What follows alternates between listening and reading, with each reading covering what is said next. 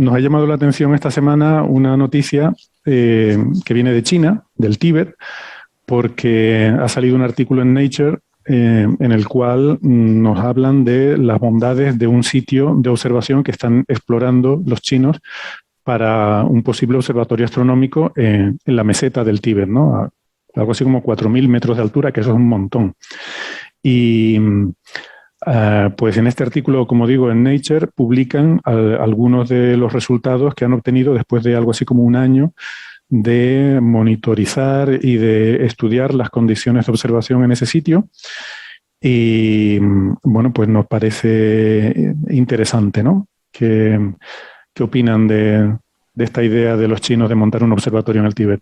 Sí, bueno, yo antes de entrar en ese detalle técnico, ¿no? De si el observatorio va a ser más factible, menos factible, más útil, menos útil en función de sus características, lo que a mí me llamó la atención, y por eso lo tuiteé, y quizás por eso estamos hablando del tema, es que se publicara un documento de este tipo, ¿no? Un documento que caracteriza un terreno, una región en la que se puede poner un telescopio y la caracteriza, pues, número de noches que están libres digamos, de contaminación luminosa, de nubes, de baja humedad, etcétera, profundidad máxima que puedes ver en magnitud estelar, etcétera, que un artículo de esas características que uno piensa que es un white paper, que es un informe técnico de interés solamente para los que vayan a tratar de construir ahí o solicitar que se construya ahí un observatorio, pues que resulte que ese documento técnico se publica en la mismísima revista Nature, que es la revista generalista de mayor índice de impacto, que es la revista de la que hablan todos los medios, ¿no? Es decir, ¿qué poder tiene China o qué poder tiene este grupo de investigación? ¿Qué ha pasado con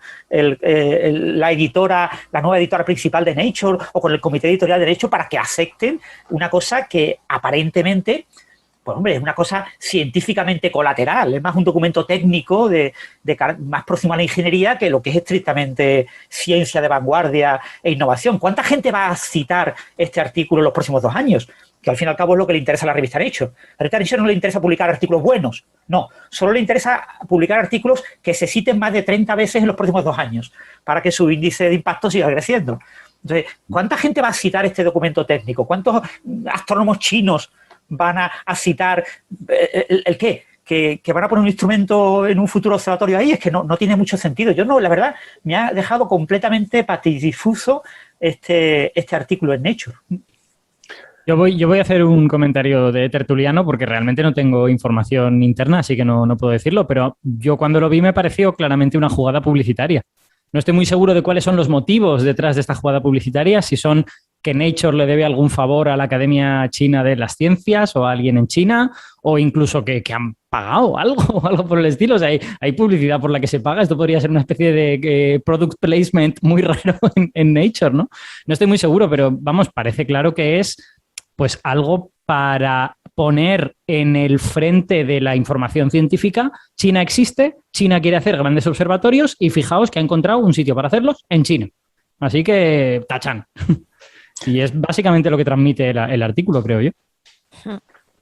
Yo creo que Nature lo publica porque entiende, supongo, que es una noticia, no sé si el artículo tendrá impacto, no será citado mucho, pero es una noticia relevante, por lo menos para la comunidad astronómica, que China, porque claro, o sea, China tiene recursos para hacer grandes inversiones en astronomía, las está haciendo en exploración espacial, y China quiere posicionarse en el mundo de la astronomía, como vemos con su participación en el consorcio TMT, por ejemplo.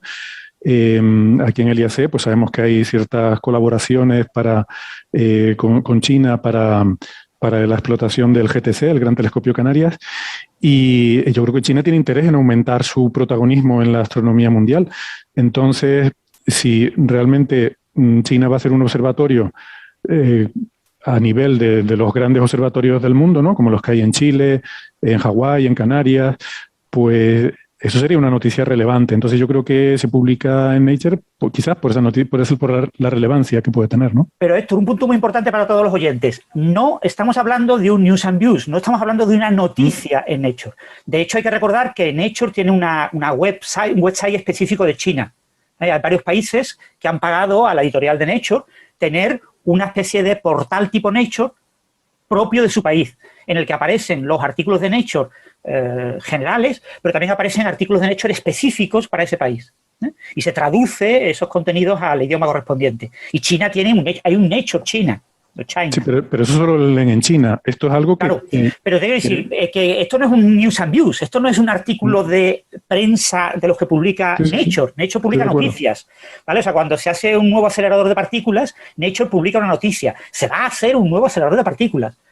Cuando haya aquí un nuevo observatorio astronómico, Nature publicará la noticia. Se publica la noticia de que hay un nuevo observatorio astronómico. Pero esto es un paper científico, esto es un artículo, un research paper, ¿no? un artículo científico tan científico como el descubrimiento de la última transición de fase en un material exótico, ¿no? Típicas como cuando se publicó lo de la memoria del agua, ¿no? Todo el mundo sabía que la memoria del agua publicada en Nature pues era una chorrada como un pino, ¿vale? No debía de publicarse en Nature. En el caso de la memoria del agua hubo todo un tejemaneje que está bien documentado, hay varios libros que te lo cuentan muy bien, yo no lo voy a repetir aquí de memoria, pero hay una serie de razones históricas de interacción con el editor y los autores que llevaron a esa publicación, y aquí puede que haya ocurrido lo mismo, pero me resulta algo extremadamente incomprensible, por eso lo tuiteé, por eso me hice eco en Twitter y te puse el CC, Héctor, porque pensé que esto parecía que podíamos hablar de ello en Coffee Break, porque es algo absolutamente asombroso, ¿no?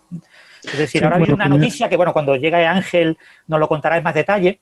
En Australia, pues el ARC, ¿no? el Research Council, la institución que concede una serie de contratos y proyectos de investigación allí en Australia, pues ha incluido una pequeña cosita de que no pueden poner preprints en la documentación de los proyectos, las solicitudes de proyectos, y resulta que un white paper, o sea, un documento con características muy similares a este documento, lo que pasa es que específico de un instrumento que se va a hacer en Australia, pues no ha aparecido en la página web de esos señores, sino que ha aparecido en Archive. Entonces, esta agencia ARC ha considerado este documento como un informe, en lugar de considerarlo como un informe técnico que aparece en Archive, lo han considerado como un preprint. Y entonces, eso, o sea, es un tema que habremos discutido. Es un disparate tan grande, lo de Australia, ese es otro tema que si quiere, yo creo que eso sería bueno hablarlo cuando tengamos a alguien más que esté más dentro, porque eso es un escándalo y tiene a toda la comunidad científica en Australia revolucionada, porque no es solo que no lo admitan, sino que además descalifican las propuestas que citan un preprint. La descalifican.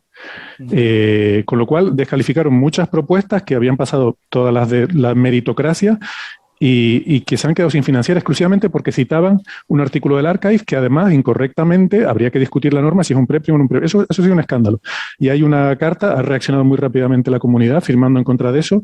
Incluso el premio Nobel Smith, ¿cómo es? Brian Smith, ¿no? Es el premio Nobel australiano de la energía oscura. Que, bueno, firmando una carta muy contundente en contra de esa decisión y urgiéndoles a reconsiderarla, ¿no?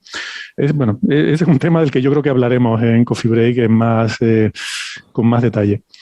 Y bueno, sí, sobre este tema yo estoy de acuerdo, ¿no? Que este artículo parece raro que se publique así en Nature. O sea, lo que se han llevado son instrumentos de medida y que dan gracias porque hubo que llevarlos con helicóptero, algunas cosas, otras hubo que llevarlas tal, porque dice todavía no estaba hecha la carretera. O sea, como que han hecho una carretera. Yo entiendo que se refieren a infraestructuras para poder acceder al sitio, ¿no? Sí, en alguna frase yo creo que se puede leer como aquí lo vamos a construir pese el que pese, ¿eh? O sea, alguna frase sí me ha sonado a esto se va a hacer y estamos informando de que esto se va a hacer. Que se sepa, ¿no? Sí. Bueno, en cualquier caso, más allá de la micropolémica de si esto debería estar publicado en Nature o no, a mí me parece una noticia interesante, ¿no? O sea, quiero decir que se encuentre un lugar que tenga unas condiciones comparables a la de los mejores lugares de observación del mundo. Ya sabemos que son básicamente 3, Mauna Kea, La Palma y Atacama y Cerro Paranal en Chile. Bueno, pues que se encuentre un cuarto siempre está bien, porque no es que vayamos sobrados de sitios con condiciones de observación excepcionales, ¿no? Entonces, entiendo que en este lugar pues habrá una serie de problemas que habrá que soslayar, como por ejemplo la falta de infraestructuras, que entiendo que están en ello, llegar allí debe de ser difícil. A lo mejor puede que haga mucho frío en invierno, aunque bueno, no sé cuánto frío hará en invierno en Cerro Paranal, puede que también mucho. Vamos, va a haber una serie de cosas que va a haber que resolver, pero creo que es una buena noticia que se encuentre un cuarto puesto, más allá de pues toda esta pelea que China tiene pues para decir, oye, que existo, que soy importante, que me hagas caso, pero mírame, fíjate qué guay que soy. Y que es verdad que son muy guays y que hacen muchas cosas muy bien, pero que a veces pues, resulta un tanto infantil, ¿no? Sí, yo creo que un poco que tenemos que ser un poco menos chinofóbicos de alguna manera. O sea, son un país que están haciendo ciencia puntera, que quieren construir un observatorio y que ya tienen el pie en muchas de las publicaciones líderes en el mundo. Entonces, que se publique un artículo en Nature acerca de las condiciones posibles de un observatorio en uno de los pocos lugares en el mundo donde se pueden construir observatorios de calidad, me parece que no está muy fuera de una línea editorial de una revista como Nature. O sea, tampoco me parece que está muy fuera de lugar. Además, es un paper que ha tenido que pasar probablemente por el proceso. Probablemente asumo que es así porque no conozco el intríngulis del paper. Con toda seguridad ha pasado. Eso es, ha pasado por ese proceso. Entonces, yo no iría más allá que eso, y que la comunidad astronómica y que la comunidad investigadora china se quiere hacer un lugar en el mundo me parece fantástico. Lo mismo que la española quiere hacérselo, y la oportunidad que tuvimos con la construcción de los observatorios en Canarias, o sea, ha sido único, y de hecho por eso ahora España está, tanto por los de Calar Alto como por los de Canarias, por eso España tiene ahora mismo el prestigio internacional que tiene en la astronomía. Si no hubiese sido por la construcción de los observatorios, yo no sé cómo estaría la astrofísica española a día de hoy. O sea que no pequemos de arrogancia cuando una comunidad internacional de científicos quiere poner el pie en la ciencia y quiere decir que estamos aquí, además con un problema grave que tenemos de comunicación con la comunidad china. O sea, sabemos todos que el inglés mal hablado es el idioma de la ciencia en el mundo, ¿no? Inglés mal hablado. Entonces, hay algunos países que tienen mayores problemas que otros, algunas fonéticas que tienen mayores problemas que otros para hablar el inglés mal hablado. Entonces, todos hemos estado en reuniones científicas internacionales donde vienen nuestros colegas chinos y es mucho más difícil entenderles que a nuestros colegas franceses o alemanes. Entonces, bueno, comentaros, para los que están viendo el YouTube lo han visto, pero para los oyentes no, he puesto, como ha comentado Sara, el tema de que se estaban construyendo allí cosas. Ya tienen 3 pequeños telescopios, ¿vale? No son muy grandes. Aquí abajo se ve en la foto que he puesto detrás, aquí un tamañito así más o menos de este tamaño, es un coche, un camión, una especie de furgoneta, y allá tienen 3 observatorios montados, ¿vale? Se ven aquí las cúpulas. Es posible que estos observatorios sean los que han utilizado para hacer este tipo de estudios, ¿no?, de caracterización de la universidad, pero bueno, se ve que son telescopios grandecitos, que no son telescopios de aficionados. Sí, mucho fresquito, pero el fresquito es bueno para las observaciones, ¿eh? Exacto. Eso viene bien. Yo el problema mayor lo veo en algo que no se ha mencionado, y es que China ocupó Tíbet, ¿no? O sea, sí, Andrés lo ha comentado. No quiero entrar en política, pero Andrés China lo ha comentado también en el chat. Ha dicho que hay que tener en cuenta también los problemas sociopolíticos que tiene ahí el Tíbet. Yo eso lo veo el mayor problema, ¿no? O sea, pero no quería entrar en política.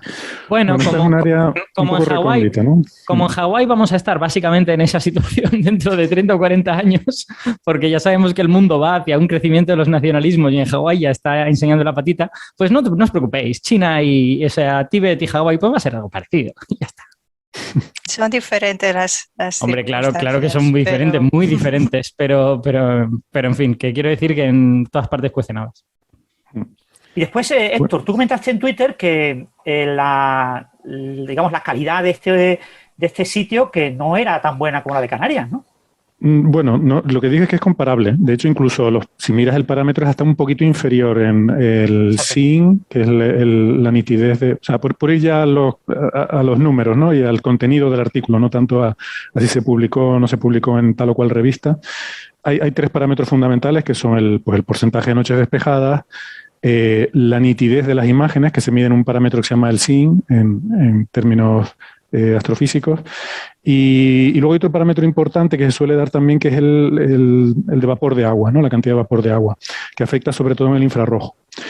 Y entonces, claro, yo cuando vi en tu tweet, Francis, pues resultados de site survey, ¿no? De exploración de un sitio en el Tíbet a 4.000 y pico, 4.500 metros de altitud, yo esperaba decir, bueno, esto es casi el espacio. O sea, esto va a barrer, esto va a ser como la Antártida. O sea, la Antártida es un sitio maravilloso para observar. Y claro, luego cuando veo estos parámetros digo, pues que son como los de La Palma, incluso, por ejemplo, aquí dan un SIN, la mediana del SIN 0,75 segundos de arco, en La Palma es 0,8.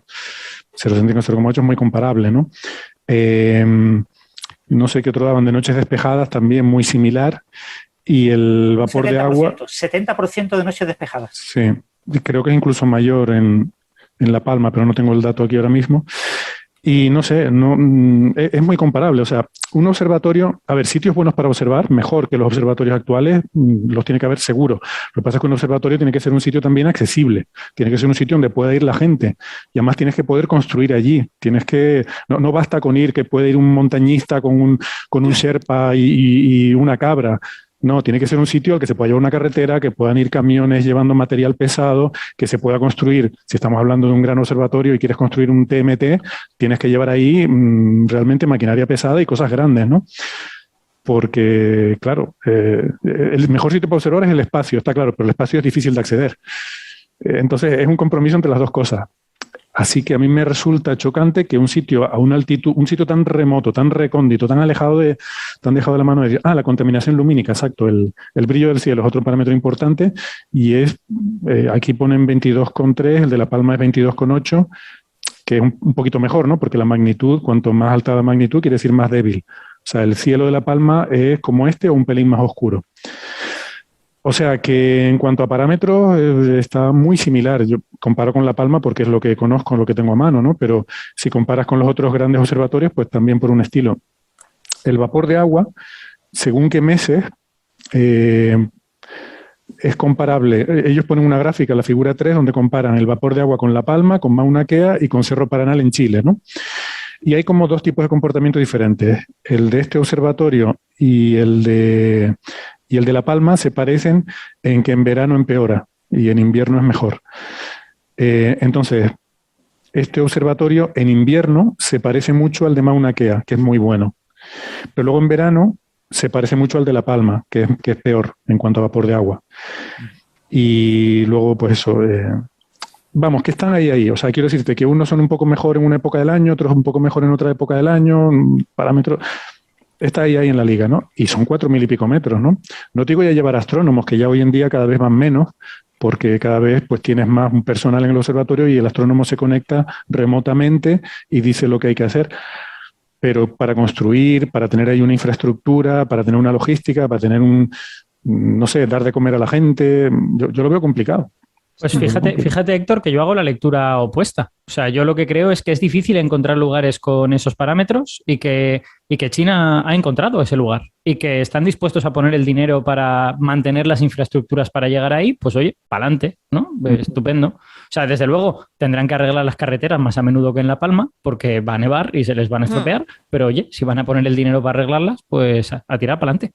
Sí, la noticia es positiva, sin duda, ¿no? Que haya un candidato más. Es bueno. Lo que quiero decir es que me ha sorprendido que yo hubiera esperado una mejora mayor, ¿no? O sea, hubiera esperado algo para un sitio en el Tíbet. O sea, que estás hablando de... Si me dices un sitio en el mundo donde tú esperarías aislado, lejos de todo, el Tíbet, ¿no? Y yo qué sé, y hasta espiritualmente tiene que ser hasta maravilloso para estar ahí y verte imbuido del ambiente tibetano, ¿no? Pero no sé, y al final los parámetros tampoco son tan maravillosos. A mí me sorprendió también que los parámetros yo me esperaba así mucho más pequeño, menor precipitación, o sea, me esperaba que fuesen sustancialmente mejores que los de los otros observatorios y estoy de acuerdo con Héctor que no son tan diferentes para lo que es una infraestructura a 4.000 metros en el Tíbet, ¿no? O igual lo podemos ver desde el otro punto de vista, ¿no? O sea, igual es que estos observatorios ya conocidos no solo son buenos por motivos históricos y que eran fáciles de acceder y tal, sino que es que realmente tienen condiciones particulares que los hacen muy, muy buenos, ¿no? Y que ni yéndote al Tíbet a 4.000 metros de altura los puedes superar con una diferencia amplia, ¿no? Pero bueno. Sabemos que es el caso de La Palma, obviamente. Por supuesto. Intento no ser muy chauvinista, pero bueno, quien dice La Palma dice Hawái. Hay una base a mitad de camino que es de donde se opera, ¿no? Realmente en la altura solo van el personal que tiene que estar allí de mantenimiento y operando el telescopio, pero la gente que observa, digamos, lo hace un poco en remoto desde una estación intermedia. También a los astrónomos nos gusta subir a los observatorios, o sea, eso es una necesidad, o sea, cuando yo lo digo, hablo por mí personalmente, o sea, cuando llevo un tiempo sin observar me empieza a temblar las manos, los pies y, ¿sabes? O sea, que es una necesidad física, ¿no? Lo de estar ahí arriba, aunque parezca que es duro y todo lo que quieras, trabajar toda la noche aislado y con frío, es maravilloso, ¿no? Entonces, nos gusta estar arriba más que en la playa, cuando tenemos la oportunidad. Hay un detallito que quería comentar un poco tocando con lo de la política que decía Eva, no con la polémica de si el Tíbet debería ser independiente o no, que esa es una polémica mucho más grande. Yo personalmente creo que las opciones del Tíbet de volver a ser independiente en los próximos 100 años son cero, esencialmente, salvo que ocurra algo muy raro. No sé si debería o no, pero creo que no va a ocurrir. Pero me ha hecho gracia que el paper incluye un par de comentarios de cosas estrictamente políticas, porque ha dicho, dicen cosas del tipo, bueno, ahora mismo el cielo es muy bueno porque no hay demasiadas poblaciones y por lo tanto no hay contaminación lumínica y tal y cual. No sabemos si la región se desarrollará en un momento dado y a lo mejor esto podría pasar, pero la ciudad, creo que era la ciudad de Lenhu, ha firmado un contrato en 2017 diciendo que van a cuidar del cielo, que el cielo para ellos es importante y tal y cual. Y me ha hecho gracia, ¿no?, que se haga un comentario de una decisión pues muy estrictamente política, ¿no? Y que además, sin conocer el contexto de la zona, es difícil de interpretar. Porque si a mí me dijeran eso de una ciudad de la Comunidad Valenciana donde yo vivo, diría, bueno, esto dentro de 3 años harán otra cosa y se acabó. Pero claro, me lo dicen de China, que tengo cierta tendencia a pensar que es un país autoritario, y digo, madre mía, como se lo salten, llevan allí los tanques para hacer el cielo. O sea que me parece peculiar, ¿no? Un comentario de política en un paper cuando la política es tan dependiente de contexto y tan difícil de interpretar. Puede ser. Eso igual tiene que ver con la famosa ley de La Palma, ¿no? En La Palma hay una ley que protege el cielo. La iluminación pública tiene que cumplir una serie pública y privada, vamos, tiene que cumplir una serie de requisitos bastante estrictos y es una ley que ha sido pionera a nivel internacional, ¿no? Entonces, a lo mejor va un poco por ahí la cosa, como está haciendo comparaciones con Hawái, con La Palma, con Chile. Claro, en Chile no hay problema porque está en mitad del desierto a muchísimos kilómetros de cualquier población, pero que igual el tema va por ahí. Y luego, claro, aquí dicen una cosa, que es que el brillo del cielo está limitado por la presencia de contaminación lumínica y ciudades cercanas, pero eso es hasta cierto punto. Eso es cuando está... eso es cuando hay ciudades cercanas y tienes contaminación lumínica, pero cuando están en sitios muy remotos hay otros factores que influyen, sobre todo los aerosoles, la presencia de partículas en el aire, en la alta atmósfera, que dispersan la luz, ¿no? Porque hay muchas fuentes de luz, la galaxia, la luna, o sea, hay fuentes naturales de luz en el cielo, y si tú tienes... dependiendo de la concentración de estos aerosoles, vas a tener mayor o menor difusión de esa luz por todo el resto del cielo. Y eso yo hubiera esperado precisamente que aquí en el Tíbet, a 4.000 y pico metros de altura, eso traería un cielo totalmente oscuro, ¿no? Y por eso me sorprende, debe ser que tienen muchas partículas en suspensión, seguramente por la presencia de desiertos cercanos o lo que sea, que contribuye a que haya un cierto background, ¿no? Un cierto fondo de luz difusa. Pero bueno. Sí, debe haber una interpretación geofísica interesante y bonita, ¿no? Que igual puede tener que ver con los vientos dominantes en esa zona, de dónde vienen o algo por el estilo. No sé. Me gustaría saberlo, la verdad. Tengo como curiosidad. Y las constelaciones de nanosatélites, por abrir otro melón, que también contribuyen mucho a la contaminación lumínica del cielo oscuro, en los lugares oscuros, probablemente, o sea, estemos ya hablando de esos niveles, ¿no? De esas magnitudes a día de hoy. O sea, que es lo triste, ¿no? En fin, si les parece, bueno, no sé si saben, en la nómina de Coffee Break, aquí de nuestros colaboradores, tenemos a un experto en todo este tipo de cuestiones, que es Julio Castro. Hace tiempo que no se pasa por aquí, pero que por supuesto está siempre atento y nos escucha, y él es experto en estas cosas, ¿no? Y se dedica justamente a hacer el análisis de parámetros de este tipo para los observatorios de aquí de Canarias, que han sido muy relevantes para procesos como, bueno, de selección de sitios para telescopios, por ejemplo, el del TMT, que hemos hablado mucho y hablaremos luego un poquito también. Y yo quería tener un poco la opinión de Julio sobre todo este tema. Lo que pasa es que está de vacaciones y bueno, ayer estuve hablando con él por teléfono y me comentó un poco las cosas y quedó en mandarme un audio y justo, bueno, me lo acaba de enviar hace un ratillo, un audio con sus comentarios sobre este paper. Si les parece, lo escuchamos y a ver qué nos cuenta, ¿vale? Bueno, Héctor, pues muchas gracias por invitarme a Coffee Break, aunque vaya a ser de una manera tan breve y tan accidentada, porque estoy, como te comentaba, viajando y trato de escribir, bueno, te estoy mandando esta nota directamente sentado en el asiento de mi avión, a punto de tener que bloquear el terminal. Bueno, pues acerca del artículo de Li Kai Deng y colaboradores, publicado en Nature, presentando el observatorio de Lengu, pues es un artículo interesante. Lo primero que cabe destacar es que no es una revista en la que se suelen publicar este tipo de artículos, con lo que tenemos que entender que la comunidad astronómica china está haciendo una presentación en sociedad de un nuevo sitio. Es un sitio, por los resultados que han publicado, un sitio correcto, posiblemente un buen candidato a albergar instalaciones astronómicas de cualquier tipo.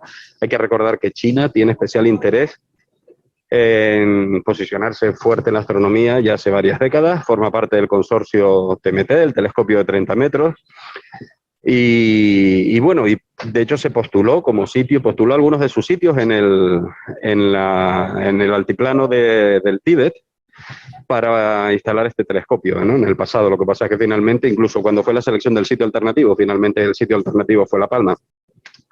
Bien, ellos han tenido distintos sitios que han evaluado. De hecho, en este paper tienen varios. Hay un sitio que se llama Mutsan Ata, otro que se llama Daoshen, Ngari, etcétera, ¿no? Incluso tienen uno que han muestreado bastante durante los últimos años que se llama Bali, pero el sitio seleccionado se llama Lengu. Y Lengu es un nuevo sitio mucho más al norte, dentro de la gran meseta tibetana. Y bueno, y parece que tiene unas condiciones bastante comparables a los grandes observatorios del mundo. En el paper compara incluso con La Palma. En estas comparaciones, bueno, es una comparación, algunas de las comparaciones son, bueno, pues un poquito, usaron referencias un poco antiguas, por ejemplo, a la hora de hablar de vapor de agua y de otros parámetros, pero bueno, es un sitio correcto, hay que tener en cuenta, no voy a entrar en los detalles metodológicos y está muy bien, ¿no? Porque realmente no... Bueno, se puede discutir cada uno de los apartados que ponen, pero está muy bien, parece un sitio muy prometedor y además anima a ver que se pueden descubrir nuevos sitios potenciales para la astronomía con la calidad mínima aceptable, ¿no? Una de las cosas características de los sitios del Alto del Tíbet es su altitud, ¿no? Ellos ponen ya desde el Astra que el plató tibetano está a una altura de unos 4 kilómetros y eso lo hace el plató más alto de la Tierra y eso no es verdad, ¿no? Basta recordar que el llano de Chajnantor en Chile tiene una altura en torno a los 5.000 metros, donde está situado la asombrosísima instalación de ALMA, ¿no? Que seguramente hemos comentado muchas veces. Por ejemplo, el sitio de Mauna Kea en Hawái también tiene más de 4.000 metros. En cualquier caso, parece un sitio excelente, pero uno de los problemas que suelen acompañar a los sitios tibetanos, a los que han analizado previamente en el pasado y en este caso de Lengu también, es que no están libres de la influencia del monzón, de tal manera que los meses de verano suele bajar mucho la calidad del sitio. Bueno, este parece un sitio un poquito menos afectado, pero aún así se nota mucho, por ejemplo, en el vapor de agua.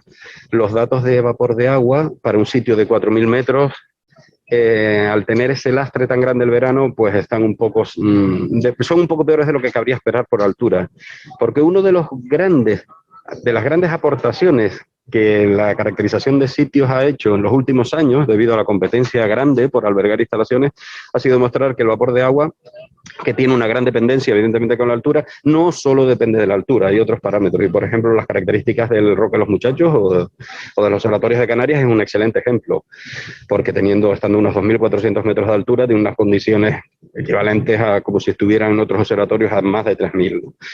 Y bueno, en cualquier caso, me parece una buena noticia, es un paper interesante con un desarrollo metodológico que normalmente se publica en otras revistas en las que se permiten artículos más extensos y más detallados que Nature. Y nada más, ¿no? Es un sitio, bueno, algunas de las condiciones de SIN parecen buenas, que el SIN ya sabemos que es el emborronamiento de la imagen debido a la turbulencia. Y hay que tener en cuenta que ellos lo han medido en una torre con un instrumento que es el estándar para todos los observatorios, que es el DIM, el Differential Image Motion Monitors, y es un estándar para medir este parámetro de emborronamiento de la imagen por la turbulencia, pero lo ha medido una torre de 10 metros, lo cual es adecuado porque es una altura equivalente a la que estaría el espejo de un telescopio, pero por ejemplo, 5 metros por encima de como lo medimos en Canarias, lo cual quiere decir que está mucho menos influenciada por una de las capas más importantes de turbulencia, que es la pegada al suelo, ¿no? Y eso hace que sus valores pues, pueden resultar un poco mejor. Aún así están desde el mismo orden de magnitud que en todos los grandes observatorios, o sea que parece una buena noticia. Les preocupan dos cosas en el paper. Una es la influencia del polvo, de la calima. Nosotros aquí en Canarias, aunque no lo hacen costar en el trabajo, pero por ejemplo tenemos más influencia en verano, la calima en invierno raramente sube al nivel de los observatorios por la propia estratificación atmosférica y además con valores muy puntuales y tenemos el resto del año una atmósfera absolutamente limpia, por eso tenemos por ejemplo en las cumbres de Tenerife, en Izaña, tenemos uno de los observatorios de la red internacional WATCH, ¿no? El Global Atmospheric WATCH, es Global Atmospheric Monitor, observatorio, no me acuerdo el acrónimo, pero es uno de los sitios de monitoreo de las condiciones atmosféricas de la Organización Meteorológica Mundial, por ejemplo, ¿no? Pues unas condiciones absolutamente limpias y a ellos les preocupa porque tienen una serie de desiertos alrededor. Y otra cosa que quisiera destacar es les preocupa la contaminación lumínica. Sus valores de fondo de cielo actuales publicados son muy buenos, tan buenos como en La Palma, ¿no? O como en otros sitios del mundo. Pero están hablando, pero bueno, por terminar, y así no me piso con la azafata que está hablando, sí podemos decir que les preocupa que el desarrollo industrial en la región pudiera llegar a sobrepoblar la zona y tener influencia en el fondo de cielo. Nosotros en Canarias, uno de los éxitos por los que yo creo que podemos mantener unas condiciones tan excelentes es una ley del cielo que se aprobó a finales de los 80, discutió a finales de los 80 y se aprobó en el 90, creo, en el 91, y esa ley nos protege de la contaminación lumínica en el observatorio. Entonces sería muy interesante que estos autores chinos pudieran de alguna manera presionar a sus autoridades para obtener algo parecido, si efectivamente un sitio aparentemente tan bueno llegara a convertirse en una referencia para instalar telescopios o otro tipo de instalaciones astronómica. Bueno, muchísimas gracias como siempre por invitarme tanto tiempo después y espero que haya resultado más o menos claro con una nota tan escueta. Un abrazo. Y de hecho, fíjate que nos ha dado una de las claves a nivel geofísico. Ha dicho que la humedad tiene que ver con el monzón, efectivamente. Y de la calima, ¿no? Por desiertos cercanos. Y hay otra cosa también, cuando yo mencioné los números y dije que ellos tenían 0,75 de zinc y La Palma tiene 0,8, fíjate que Julio nos dijo que eso es medido en el caso de Lengú a 10 metros de altura y las otras medidas de La Palma, que son las que se usaron para el survey del TMT, a 5 metros. Eso es súper importante porque a medida que sube, el zinc mejora mucho. O sea, un telescopio a 10 metros ve mucho mejor que uno a 5 metros y uno a 20 metros ve mucho mejor que uno a 10, porque hay mucha turbulencia a nivel del suelo. El suelo se calienta con la luz solar, ese calor se transmite al aire, el aire tiene convección y eso genera turbulencia, ¿no? Y esa turbulencia emborrona la imagen. Entonces, cuanto más puedas subir, más te sales, asomas la cabeza por encima de esa turbulencia y mejor calidad tienes tu observación. Eso, Héctor, si tienes un telescopio de 30 metros, significa que la luz que te está afectando es la que está a 30 metros del suelo, cuando apuntas justo hacia arriba, ¿no? Porque cuanto más grande sea el telescopio, menos te cuenta ese efecto. Claro, se considera la altura a la que está el espejo, ¿no? Entonces, suponiendo que estás observando al cenit, que es la mejor condición de observación, cuando menos atmósfera tienes, pues todo el espejo, ¿no? Está horizontal y está a toda la misma altura del suelo y esa es la altura a la que tienes que... O sea, tienes que elevar todo el observatorio 10 metros sobre el suelo. Sí, eso sobre todo es importante en el caso de los telescopios solares. La gente habrá visto que los telescopios solares se ponen en torres muchas veces. Eso es porque, claro, una de las peculiaridades de observar el sol es que observas de día. Y de día este efecto es súper importante, porque el sol está cascando el suelo, lo está calentando, y es brutal cómo cambia el zinc cuando tú mejoras exponencialmente. Cada metro que puedas ganar sobre el suelo es una ventaja que tienes. En el caso nocturno no es tan fundamental, pero también existe el efecto, ¿no? Poner los instrumentos debajo también en el foco y que tienes que tener una montura para moverlo. Hay otras razones, ¿no? Pero ayuda, el tenerlo elevado ayuda. Y las piedritas blancas con las que se rodean los telescopios solares también. O sea, esa es la razón por la que se rodean de piedras blancas, ¿no? Bajar la turbulencia. Sí. Está recubierto, ¿no? Los telescopios que hay aquí en el Teide están recubiertos de una zona con piedritas blancas para reflejar todo lo posible la luz y que no se caliente tanto. Sí. Aunque eso se ha visto que al final no ha sido tan relevante. O sea, es una de esas ideas que parece que tiene sentido, pero luego cuando vas y lo haces, pues no influye tanto como se pensaba, ¿no? Ha funcionado más a nivel de Feng Shui que de astronomía, digamos. La humedad también es mala. El de KIST, el gran telescopio solar en Hawái, tiene refrigeración con hielo. Por la noche fabrica hielo y por el día ese hielo se usa para enfriar el sitio y el espejo, ¿no? Y sobre todo la refrigeración del foco primario, porque estás recogiendo toda la luz solar en un área de 4 metros de diámetro y concentrándola en un punto, que es el foco primario, y se genera un montón de calor. Y sobre todo el problema es la turbulencia que genera, ¿no? Entonces toda esa turbulencia te va a emborronar la imagen salvo que hagas algo. Y entonces se usan métodos de extracción de calor que en el caso de Hawái, del de KIST, suena un poco primitivo porque es con cubitos de hielo, literalmente. Hay una máquina que se pasa toda la noche fabricando hielo que luego se usa durante el día para enfriar. Y luego aquí para el telescopio solar europeo, la idea que hay, el proyecto es una aspiradora que succiona el aire turbulento del foco primario, ¿no? Entonces se calienta, pero inmediatamente sacas de ahí el aire, se rellena con aire nuevo. Eso no se ha probado, pero las simulaciones indican que irá bien. Así que vamos a ver. En el caso de los telescopios nocturnos se abren las compuertas, o sea, para igualar la temperatura, para que el régimen de vientos se estabilice entre dentro y fuera y la temperatura es igual. Entonces, más precario todavía, ¿no? Vamos a abrir las ventanas para enfriar el espejo. ¿Quieren comentar algo más sobre esto, que era un breve? Era un breve y bueno, y esperemos que haya una futura noticia en la que nos anuncien un futuro observatorio, ¿no? Un 30 metros o algo así, algo a lo grande, porque China tiene dinero suficiente y China quiere apostar fundamentalmente a que el siglo XXI sea el siglo de la ciencia china, que ya no sea el siglo de la ciencia estadounidense y no hay ningún otro país del mundo que puede competir con China. Entonces, si China se posiciona muy bien con observatorios enormes en los que ella se quede con el 20% o 30% del tiempo y el resto lo reparta en la comunidad internacional, pues acabará dominando el espacio, las nuevas tecnologías de todo tipo, incluido pues la astronomía. Ya tiene el mayor radiotelescopio del mundo. ¿Cuánto falta para que tenga el mayor telescopio óptico del mundo? A mí lo que me preocupa todo esto, China está en el consorcio del TMT. Y yo llevo tiempo preocupado con que al final unos tirando el TMT para un lado y otros tirando para el otro se vaya a romper. Y que se rompa el consorcio y que China lo que está diciendo con este paper en Nature es decir, miren, yo tengo un sitio aquí en el Tíbet. Si se me ponen ustedes muy tontos, me voy al Tíbet y lo hacemos allí. Y lo hago yo solo, que es un poco algo parecido a lo que dijeron con el acelerador de partículas. Dijeron que yo tengo la pasta, ¿eh? Sí, es verdad que ellos tienen dinero suficiente para montarlo ellos solos, ¿no? Y sin necesidad aunque después lo abran a toda la comunidad internacional, que se queden de forma privativa con una importante parte de la gestión, ¿no? Algo que bueno, algún día ya hablaremos del Gran Telescopio de Canarias, ¿no? Cómo se está haciendo ese tipo de cosas en el equivalente español a ese futuro Gran Telescopio chino.